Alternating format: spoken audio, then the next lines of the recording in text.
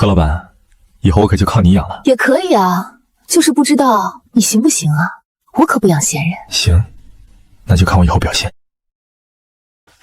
姐，我女朋友不同意我明天背你出嫁。你说什么？弟弟背姐姐出嫁是老规矩，他凭什么不让？她说男女授受不亲，即使是亲姐弟也得有边界感，要避嫌。哎呀，姐，你也不想我因为这点小事就被分手吧？真没想到，我相处了22年的亲弟弟，居然因为一个谈了4个月的女朋友而拒绝在我的婚礼上背我出嫁。咱俩可是亲姐弟，这也要避嫌？照他这么说，那你一生下来，我跟老妈是不是就得离家出走啊？姐，你别这样，我害怕。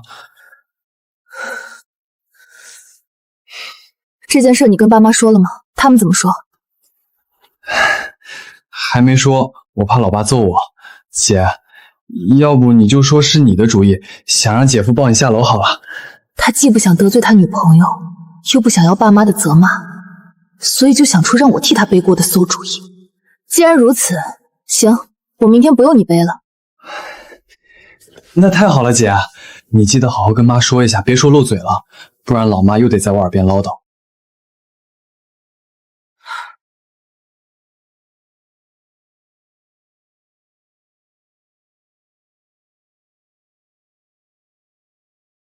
大家好，我亲弟弟为了女朋友，明天不打算背我出嫁了。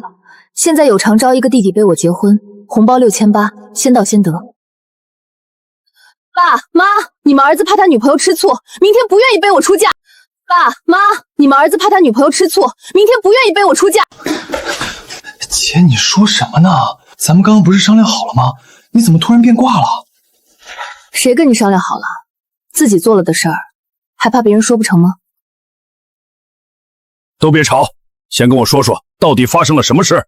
爸，明川怕他女朋友吃醋，明天不愿意背我出嫁。去客厅说。我认得这个眼神，从他脸上出现这个眼神之后，贺明川都会不可避免的挨一顿揍。贺明川，你姐说的是真的？为了一个外人，你连你姐姐出嫁都不背了？爸，我不准你这么说她。琳琳不是外人，她是我未来的老婆。琳琳她吃我姐的醋也是因为太在意我了。难道你要我找一个完全不在乎我的，就算我跟别的女人乱搞都不在乎的老婆，你才满意吗？你这个混账东西，今天我非得把你打醒不可！哎呀，老贺，差不多得了，别真把儿子给打坏了。我最后问你一次，你明天到底背不背你姐姐出嫁？我最后问你一次，你明天到底背不背你姐姐出嫁？好了好了，雨桐明天就结婚了，你们又吵又闹的，也不嫌晦气。现在最重要的是想想怎么解决问题。雨桐，你看你爸是打也打了，骂也骂了，你弟就是不听，我们也没办法。要不到时候你自己走着过去，或者让乔怀安把你抱过去。妈知道这样委屈了你，但妈也想不出更好的办法了。我知道她有愧，闺女一辈子只有一次的人生大事，却因为弟弟的女朋友变得不圆满。但她更心疼的是儿子会挨揍，只要我让步，这个家就能瞬间重回安宁，唯独让我受点委屈而已。啊，妈，这样不好吧？女人出嫁让家里的男丁背上婚车，是咱家这边的风俗啊。要是自己走下去的话，不知道的还以为咱家没男人呢。你什么意思啊？难道非要我背吗？你非得把咱家搅得家宅不宁是吧？你给老子闭嘴！这样吧，明天爸爸背你，好歹也不能让我闺女在婚礼当天丢了面子。这怎么行？爸，你有腰间盘突出，万一明天背我的时候病情加重怎么办？我不同意。这个不行，那个也不行，那你到底要我们怎么办？我决定了，我找一个堂兄弟来背我吧，到时候我把原本给贺明川准备的红包给他就行，这样我也有面子，爸爸也不用累着了，两全其美。我这么做当然不是为了面子，我只是为了以此为由，把贺明川跟他女朋友的事迹在亲戚里宣传宣传而已。不行，我不同意！不行，我不同意！你让别人背你，亲戚们该怎么看我？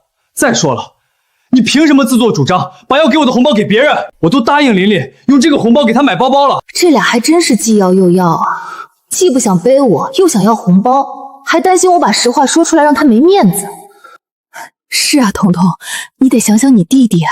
很明显，他们对我的提议不满意，手心手背都是肉，但儿子这块肉明显更厚。他们不想因为我影响贺明川的名声，只想大事化小，小事化无。你不同意没关系，爸妈同意就行。雨桐，其实这件事……妈，我知道你们其实是站在我这边的，咱家跟那些偏心的家庭可不一样。你们怎么可能为了弟弟一句话，就让自己的女儿在明天的婚礼上受委屈呢？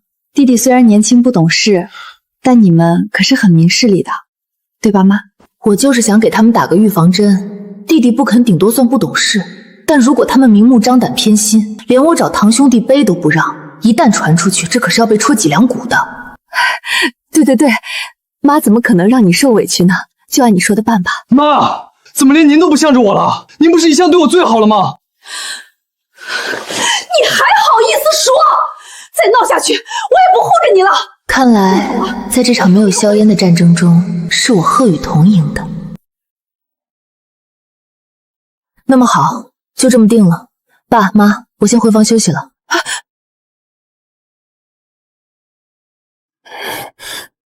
明天别再捅出什么篓子，不然我打断你的腿！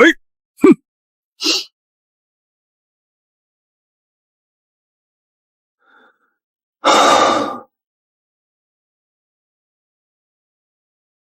姐姐，我来背你，保证背你到婚车上，一口气不带喘的。还是让我来吧，我贼拉便宜。这都要卷？那我3600，只要姐姐答应我，马上订票。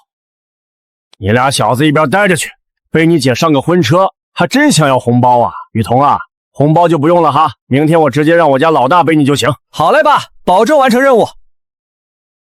谢谢大伯，谢谢弟弟们，不过红包还是要给的，这个您别跟我客气。这钱本来也是要给出去的，不如给懂事的堂弟，一来博个好名声，二来还能气气贺明川，怎么看怎么划算。哎呦，雨桐，你小姨子真牛啊，还没嫁进来就开始给你甩脸子了。明川这小女朋友不简单啊，这种情节我只在小说里见过，没想到奇葩居然在我身边。他对象给他灌了什么迷魂汤啊，让他为了哄女朋友高兴，连亲姐姐都不要了。亲戚们的本意是为了他好，毕竟贺明川找了这么任性的女友，换谁都接受不了。大家都在半开玩笑的提醒他，希望他可以好好管管。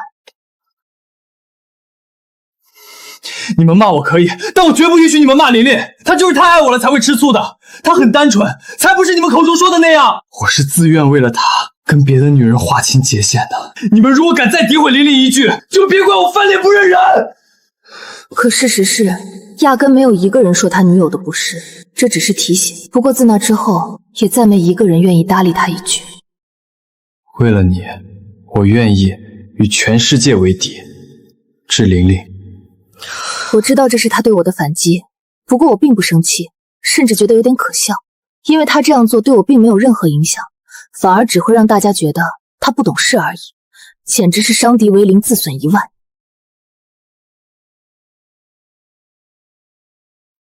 还低头看手机呢，我都走到你面前了。琳琳，你怎么来了？也不提前告诉我一声。哼，那怎么能提前告诉你？我可是来查岗的，看看你有没有遵守我们的约定。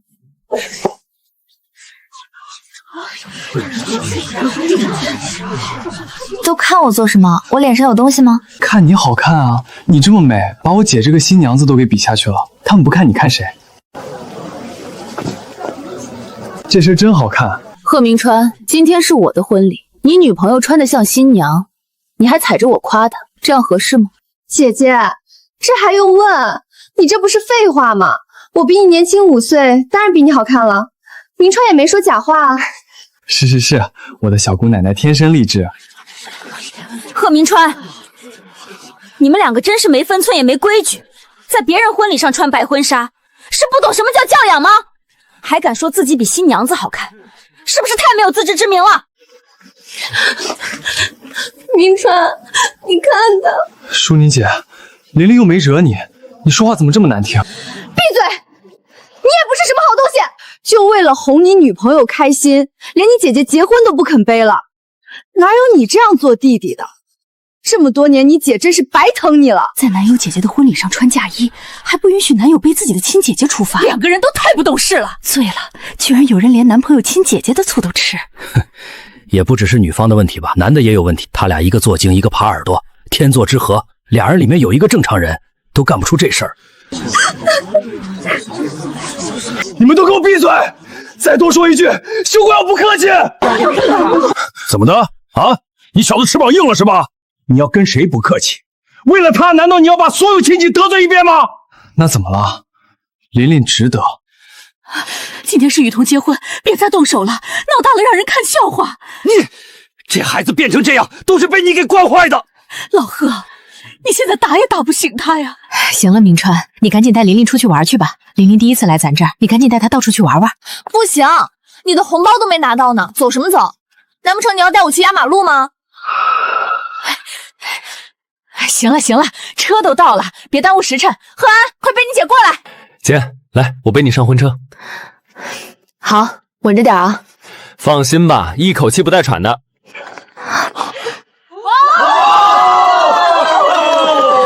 贺安弟弟辛苦了，剩下的交给我。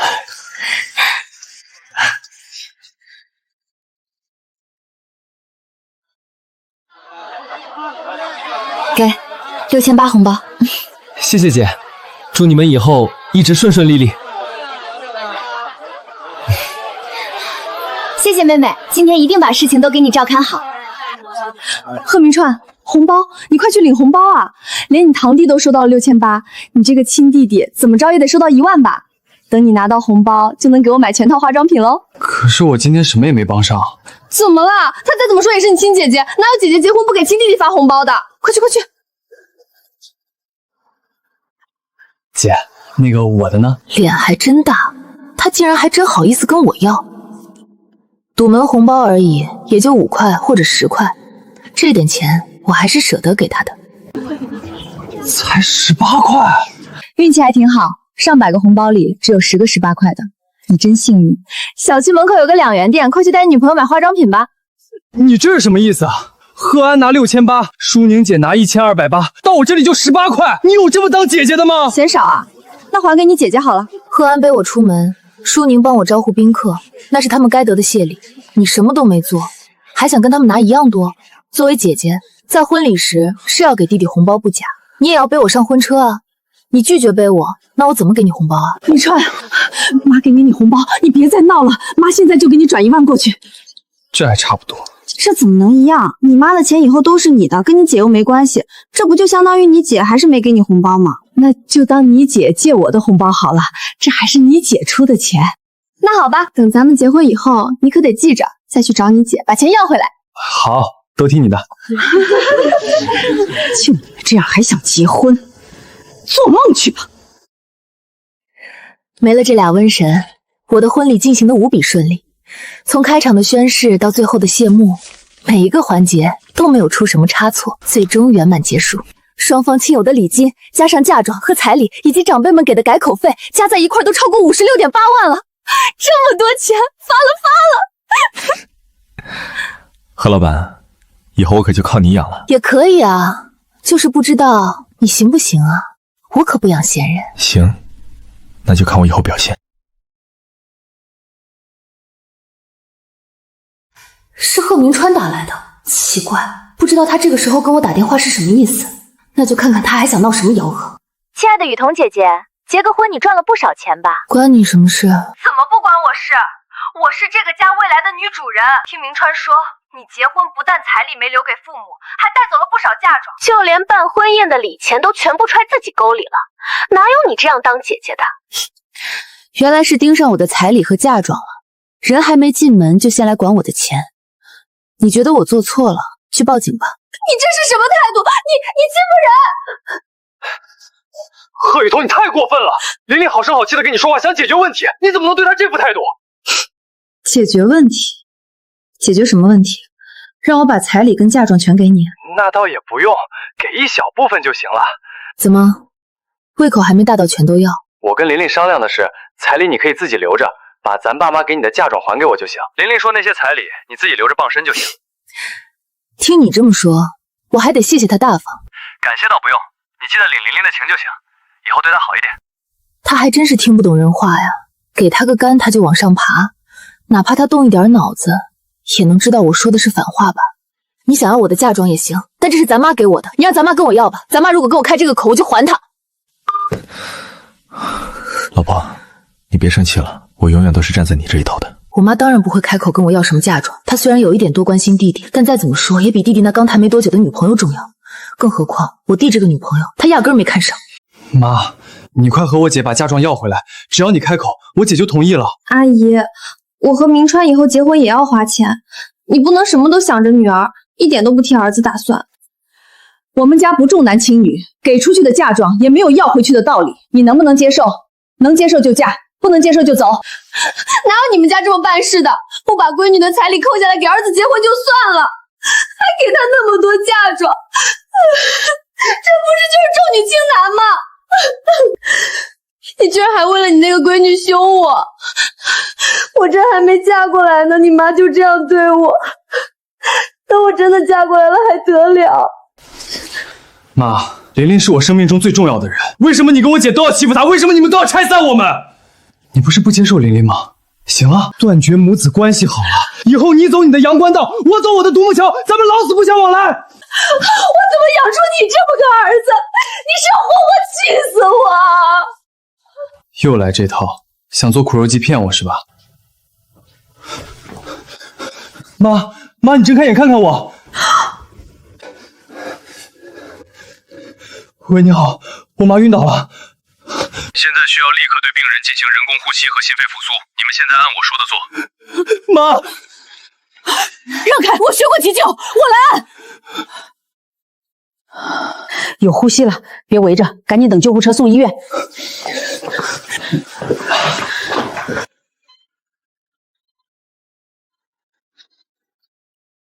医生，我爱人怎么样了？病人目前已经稳定下来，没有生命危险，后续观察治疗就可以。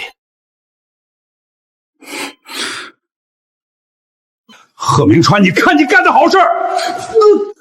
叔叔，你凭什么动手打人？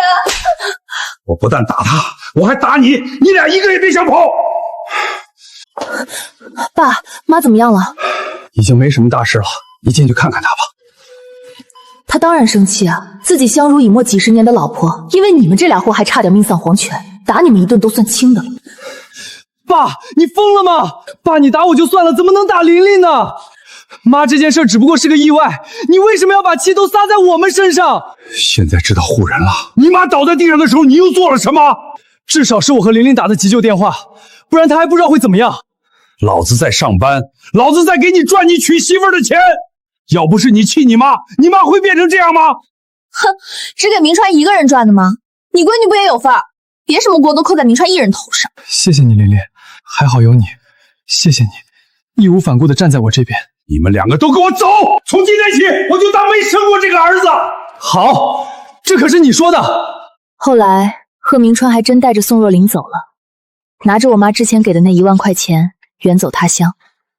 由于学历不高，找不到好工作，又不愿意进厂，所以只能去餐厅当后厨，又累，工资又低。可那时候他们不觉得苦，反而认为离开所有亲戚以后，终于没人再管他们，甚至偷偷拿了家里的户口本，悄悄领了结婚证。爸妈终于不贼着这个不省心的儿子转，他们开始散步、旅行，也把日子过回了自己手里。雨桐，你最近生日不是快到了吗？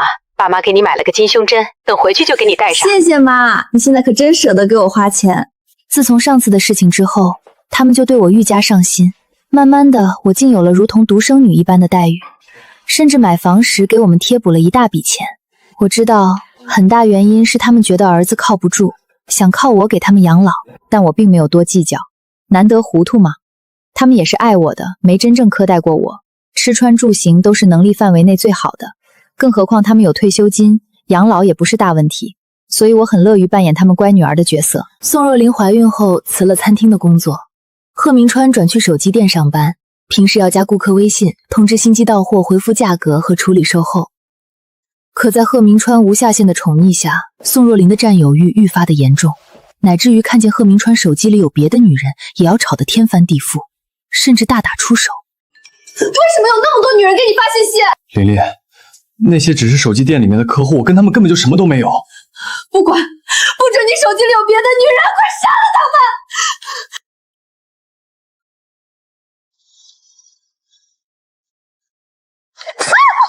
好痛！你还要不要脸？买个手机而已，为什么天天给我老公发消息？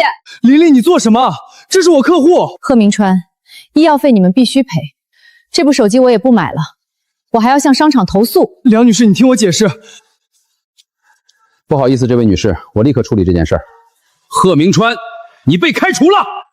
爸妈，若琳把客户烫伤了，对方要医药费和赔偿，我现在真的拿不出来。当初你非他不娶，现在出了事，连一声老婆都不愿意叫了。你所谓的真爱就这么点分量？卡里有18.8万，只是念在未出世的孩子的份上，这是最后一次帮你擦屁股。谢谢妈。赔偿处理完以后，我想带若琳回来住。不行，我怕跟我儿子住一个屋檐下，没边界感，惹人家吃醋。你们自己在外边住吧。公公跟儿媳妇住一块儿，更影响不好。钱已经给你们了，其他的你们自己解决。我知道了，谢谢爸妈，我先走了。你爸妈怎么才给这么点钱？乐乐刚出生，需要用钱的地方多的是，不能多给点吗？他们手里又不是没钱。你还嫌不够？要不是前面陪你犯错的钱和乐乐出生需要花掉的钱，我们会沦落到这地步。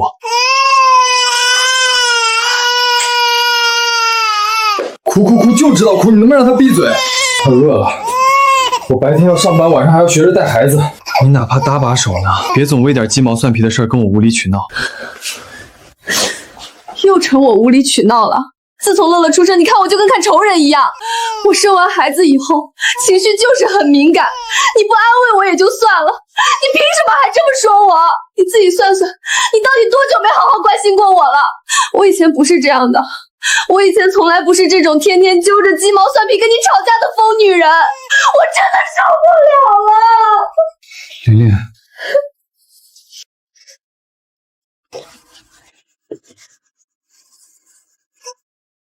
他怎么又打来了？赔偿还没谈完，我让你开免提。贺明川，明早9点带你妻子来门店。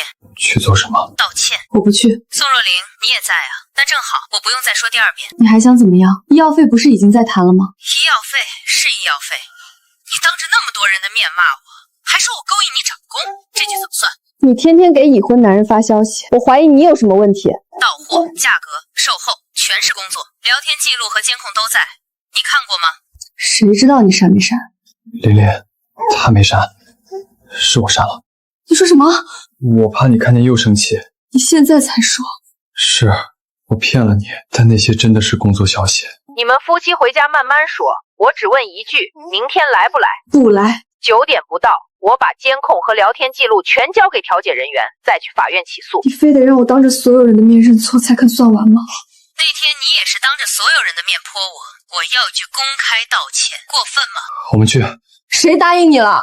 事情已经这样了，还能怎么办？你就是想让我去给他低头。你泼了人家，难道不该道歉？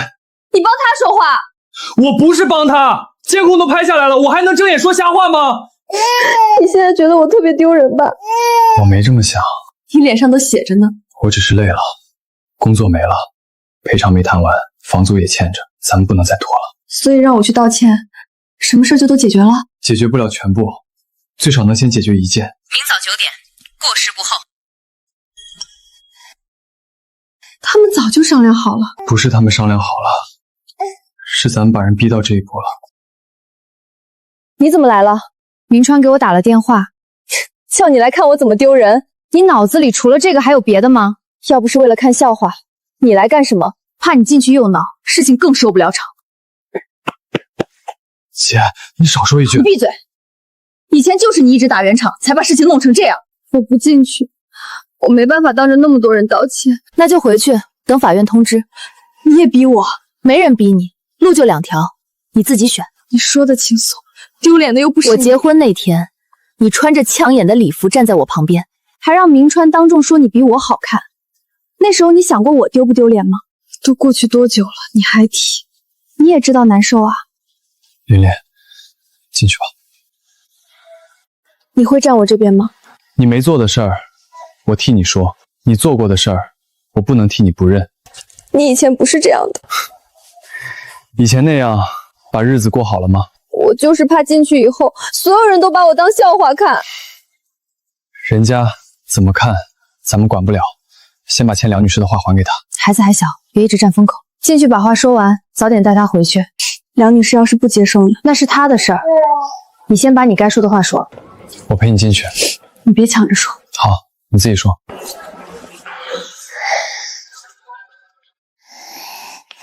哟，来啦！梁女士，对不起。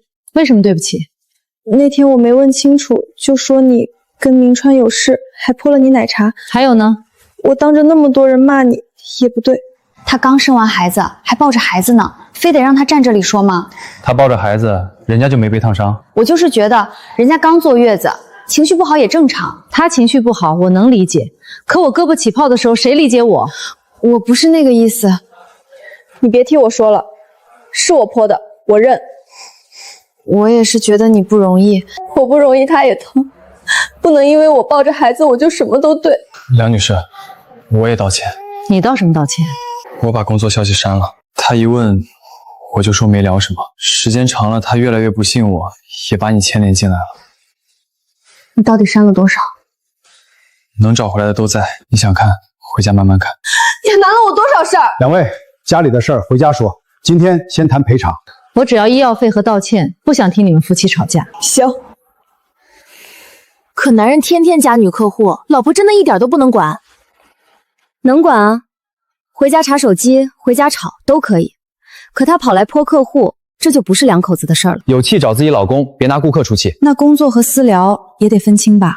当然，下班后聊私事，该吵就吵，通知到货，处理售后，也不总不让人干。你以前也是这个意思，不然呢？我什么时候说过你不能管明川？我一直觉得你不喜欢我，就是想拆散我们。你俩过得好好的，我拆你们干什么？我现在知道了。那我再问一次，你觉得我跟贺明川有别的关系吗？没有。你还觉得泼我奶茶是因为太爱他吗？不是，是我当时太冲动，还不肯听解释。好，你这句道歉我接受。你不用现在就原谅我，我只想把该认的错认下来。你能这么说，今天这趟就没白来。医药费6800，梁女士不要录工费，给你们分3个月还。1个月2000多，我欠。我也欠。按时还，再拖，人家该怎么告就怎么告。知道。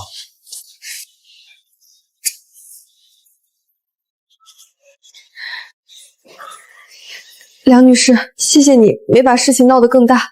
不是我不计较，是你今天把话说清楚了，以后不会再有这种事儿了。最好是。等等，他泼之前，这男的怎么一直往后躲？你早知道你老婆要闹。你知道？我看你拎着奶茶进来，脸色又不对，我猜到一点。那你为什么不拦我？我怕你当场跟我吵。所以你躲开，让我去泼别人。我没想到你真会泼。你没想到，还是你不敢管？你嘴上说什么都站我这边，其实一出事你第一个躲。是，我怕你闹，也怕别人骂我，我一直在躲。你要是那天拉住我，哪怕骂我一句，我也不会走到今天。我知道，该开口的时候我没开口，事后再护着你，已经晚了。你要是当时拦一下，后面这些事儿都不会有。姐，我知道，所以别再把错全推给谁。他泼的，你没拦，你们回去自己想。我以前还觉得他什么都听我的，就是爱我。什么都听也不一定是好事。该拦不拦，最后一起倒霉。以后你做错了，我会拦。你先别说以后，今天这件事儿，咱们回去还得说清楚。明川，中午了，房租没交，我只能先收房。孩子的东西没动，你们回来拿吧。东西真的被搬出来了。走，先回去。回去有什么用？咱们今晚住哪儿？先把孩子的东西拿回来，今晚的住处我去想办法。你工作都没了，还能想什么办法？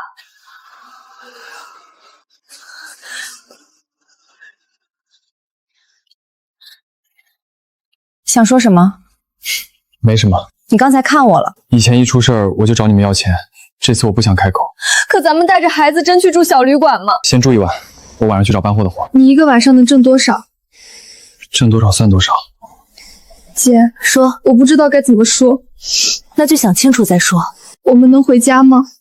琳琳，乐乐不能跟我们住小旅馆，爸妈要骂就骂，我认。我以前总觉得低头就是输了，现在孩子跟着受罪，我才知道是我想错了。回去认错，还是回去要钱？不提钱，先把孩子的事告诉他们。爸妈还不知道乐乐出生了，你们瞒得到严实。是我不让他说。我也同意了，不是他一个人的错。这次知道不把人推出去了？知道了。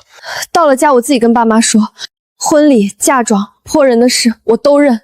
我也说我的。爸妈开不开门，我不能替他们答应。那要是不开呢？先去敲，门都没敲，别自己把自己吓回去。走，回去收东西。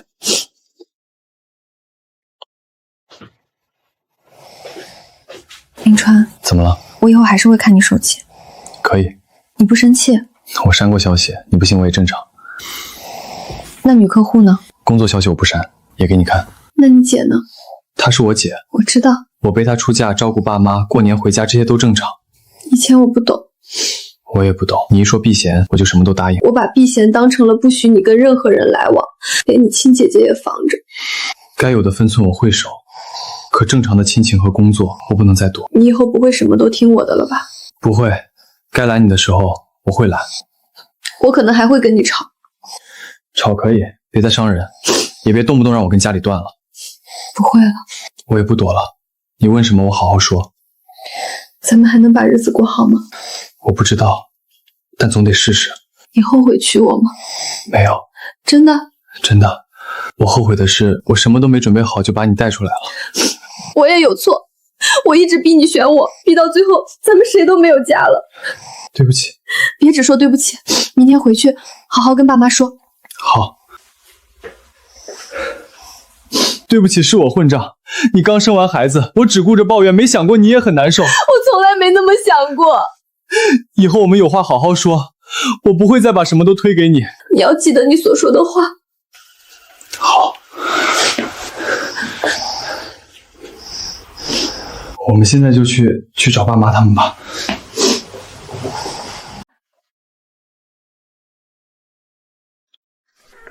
你们怎么来了？孩子已经生了，快让我看看。爸妈，我回来了。我们今天是专程过来跟你们认错的。先坐下，有话就直说，别绕弯子。爸妈，之前是我混蛋，年轻冲动，为了结婚跟你们顶撞，还带着琳琳上门要钱。爸妈，之前是我不懂事，说话尖酸刻薄，误会你们偏心，我总想着靠家里，没体谅你们的难处。对不起，我真的知道错了。孩子平安生下来就好，你还在坐月子，身体这么虚，怎么能吹风跑过来？生完孩子，住院费、奶粉、尿不湿一堆开销，压得我们喘不过气。我白天晚上都在做搬家和超市理货，可收入还是跟不上。出租屋阴冷，琳琳产后恢复不好，孩子夜里总哭我们实在撑不住了。现在知道日子不能只靠感情了，每个月赚多少花多少，你们认真算过没有？算了无数次，但凡有点突发情况根本扛不住。这段时间我看着琳琳跟着我吃苦，我才反思自己以前多自私，遇事只会逃避，向家里伸手，从来没想过你们一辈子攒钱有多不容易。姐，这段日子我也想明白了，之前我太任性，总把事情想得太简单。等身体恢复些，我就接串珠饰品的计价活，挣的不多也没关系。我们一定记在心里，等经济好转，立刻还钱。如果你们还不肯原谅我们，自己咬牙扛过去，再也不回家索取。再怎么说，你是我们的儿子，乐乐也是我们的亲孙女。哪有父母眼睁睁看着子女走投无路不伸手的？之前狠下心不让你们回来，就是想让你们知道自己的日子得自己扛。今天你们能主动认错，愿意承担责任，说明你们长大了。一家人哪有隔夜仇？这是我跟你姐夫给小侄女的出生红包，你拿着补补身体，给孩子买点好奶粉。后续我也帮你们留意稳定的兼职。以前你们上门要钱，态度蛮横，不懂感恩，现在懂得反思，愿意吃苦，我们愿意拉你们一把。谢谢爸妈，我这次一定把日子过好，不会再让你们失望。谢谢姐，之前是我说话没分寸，对不起。钱我们会拿一部分出来帮你们垫上，但有2点要求。第一，这钱是借你们的，以后有了慢慢还。你们养成存钱的习惯，以后夫妻俩遇事好好沟通，一起商量，不能一有困难就互相埋怨。妈，这些条件我们都答应。我和你妈打算腾出次卧，你们明天就搬回来住，把房租省下来，一家人住在一起。琳琳坐月子，你妈也能照料我们，帮着带带孩子。谢谢爸妈。好了，不早了，你们先回去休息吧。好。后来我跟明川已经搬回来了，明翰一天打2份工，很晚才回来。我也找了一个珠宝店做手工的活来补贴家用。今天串珠饰品记下活结了268块，我都存进宝宝的专属账户了，留着买辅食。你做搬家和超市理所一定很累吧？你快坐下歇会儿，锅里给你温着排骨汤。不累，我跟站点申请了夜班补贴，这个月能多拿点，再过2个月咱们就有点存款了。以前是我不懂事，总抱怨，现在一家人互相帮衬，再难我也觉得有盼头。咱们好好攒钱，争取早点租个大点的房子，不让爸妈一直跟着操心。好，我们一起共同努力，让我们这个家过得越来越好。好，我们去叫爸妈他们一块来吃饭。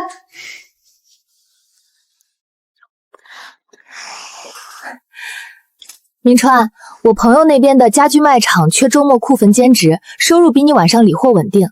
你下周去试岗，能不能留下看你自己。谢谢姐，这段时间多亏了家里，我们一家3口真熬不过来。一家人帮一把没什么，只要你们以后肯认真过日子，我们就放心。妈，我记住了，以后我会多包容明川，跟他一起分担。年轻人走错路不可怕，怕的是死不回头。肯干肯改，日子总会慢慢好起来。从那以后，我弟似乎变了个人一样，白天去搬货，晚上去商店兼职，慢慢的，他的日子也好了起来。爸妈姐，去年这个时候，我还跟家里闹得鸡飞狗跳，不懂担当。感谢你们当初没有放弃我。新的一年，我会加倍努力，照顾好小家，也扛起大家庭的责任。爸妈，也谢谢你们包容我的任性，往后我一定勤俭持家，跟明川好好过日子。你们肯这样想，妈就相信你们。我不多说，家和万事兴。新的一年，祝爸妈身体健康，也祝我们一家人以后有话直说，彼此有分寸。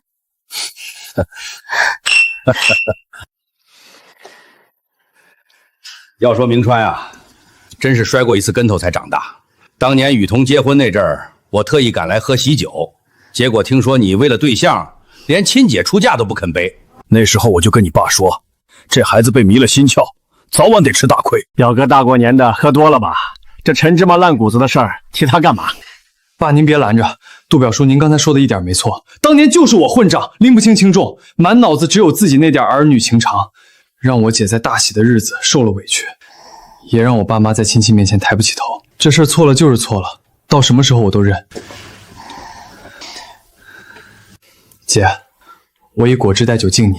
当年婚礼的事儿，弟弟一直欠你一句正经的对不起，那时候我更没顾及你的感受，让你人生里这么重要的日子留了遗憾，是我不对。以后家里有什么事儿，你吩咐一声，我第一个冲在前头。行了，事情过去这么久，我看的是你现在怎么过日子。我这个姐姐不会揪着以前不放。看着你现在踏踏实实过日子，行啊，真长大了，知错能改比啥都强，这跟头摔得直。若琳，你杜表叔喝了点酒，说话没轻没重，旧事已经说开了，你别一直往心里压。妈，我知道我不委屈，我就是觉得对不起雨桐姐。姐，你在这透气呢。这卡你拿着，里面有2.6万块，是我这几个月跑业务攒的提成。当年你结婚我闹了那么一出，这钱你拿着，你要是不收，我心里这坎儿总过不去。快收回去，你攒点钱不容易，我跟你姐夫不缺这点钱。不行，这是我的心意。自己带乐乐熬过几个通宵以后，我才明白养孩子有多累，也明白你和爸妈以前替我操了多少心。我还记得小时候跟人打架，你脑袋被石头砸破了都没哭，还护着我。姐，以前是我没良心，这笔钱你一定收下。行，说不过你，那姐替你大外甥先收着，日子慢慢过。姐，我也得跟你说声对不起，当年婚礼的事儿都是我不懂事儿，瞎吃醋闹脾气，还穿着白衣服去你的婚礼，让你难堪。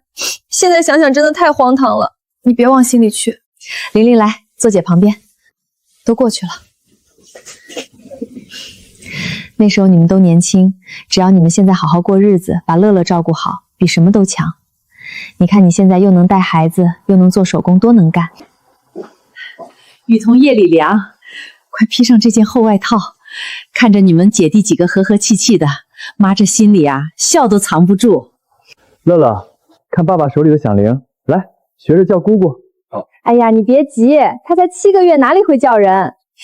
乖，妈妈给你缝的手缝围兜，马上就好了。老头子，别蹲在阳台弄你那花了，快洗手准备吃饭，我这菜马上出锅了，滋滋冒油，香得很。来了来了，我给送完这把土。雨桐是不是快下班到了？爸妈，我回来了。亲情从来不是开口索取，而是无论你走过多少弯路，回头时总有人为你留一盏灯、一碗热饭和一个永远能回去的家。